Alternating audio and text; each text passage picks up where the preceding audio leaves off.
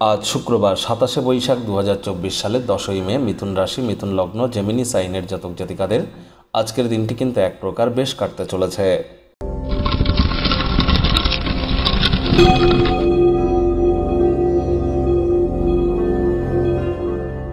ভিডিওটির শুরুতেই আপনাদের সকলকে রাজযোগ চ্যানেলের তরফ থেকে অক্ষয় তৃতীয়ার হার্দিক শুভেচ্ছা ও অভিনন্দন রইল।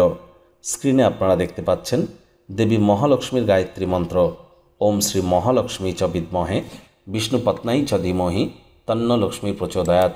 পারলে সকাল দুপুর সন্ধ্যা ৩ বেলায় ৭ বার করে জপ করুন। আরও যদি বেটার পারেন তাহলে আপনারা ১০৮ বার করে জপ করুন। আজকের দিনে অত্যন্ত উপকৃত হবেন। আর্থিক শ্রীবৃদ্ধির জন্য আপনারা লাল রঙের একটি কাপড়ে যদি পারেন তো 11টি অথবা 7টি যে কড়ি হয় না, সেই কড়িকে বেঁধে যে পুজোর স্থানে রেখে দিন। তারপর পুজো করার পর সেটাকে তুলে নিয়ে আপনাদের লকারে রেখে দিন, অথবা এটি নারকেল মা লক্ষ্মীকে দিন, একাক্ষী নারিকেল। তারপর সেটিকে লাল কাপড়ে বেঁধে আলমারি বা লকারে রেখে দিন। দেখবেন মা লক্ষ্মীর আজ আশীর্বাদ প্রাপ্ত আপনারা হবেন। ভাগ্যমিটার আজ আপনাদের বলছে 7/10, ভাগ্য আপনাদের অনুকূলেই থাকবে। তবে কর্মজাগতিক ব্যাপারে আপনাদেরকে একটু সাবধানতা অবলম্বন করেই চলতে হবে। আজ কায়িক পরিশ্রমের কারণে শরীরে কিন্তু আপনারা ক্লান্তিও অনুভব করতে পারেন। ওজন বুঝে ভোজন গ্রহণ করুন। রাস্তাঘাটে সাবধানে গাড়ি ঘোড়া চালান। কোনো প্রকার নেতিবাচক অনুভূতির আশ্রয় নিলেই হতাশাও কিন্তু আপনাদেরকে গ্রাস করতে পারে।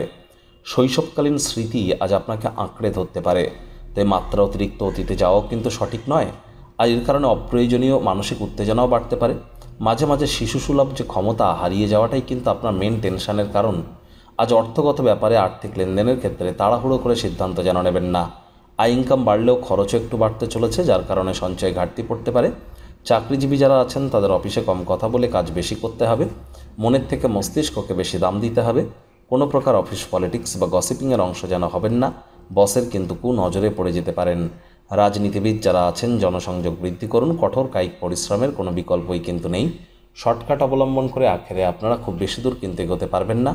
শিক্ষার্থী বিদ্যার্থীরা যে কোনো প্রকার পরীক্ষা প্রতিযোগিতায় অংশগ্রহণ করলে অবশ্যই সফল হবেন। উচ্চশিক্ষার জন্য যারা বিদেশ যাত্রার কথা ভাবছিলেন, ভাগ্যদেবীও আজ আপনাদের পক্ষেই আছেন।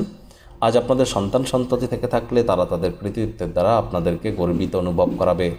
প্রেমিক প্রেমিকা স্বামী স্ত্রী উভয়ের ক্ষেত্রেই বলবো, দিনটিকে যতটা সম্ভব রোম্যান্টিক করে তোলা যায় সেই প্রচেষ্টাই আপনাদের করা উচিত।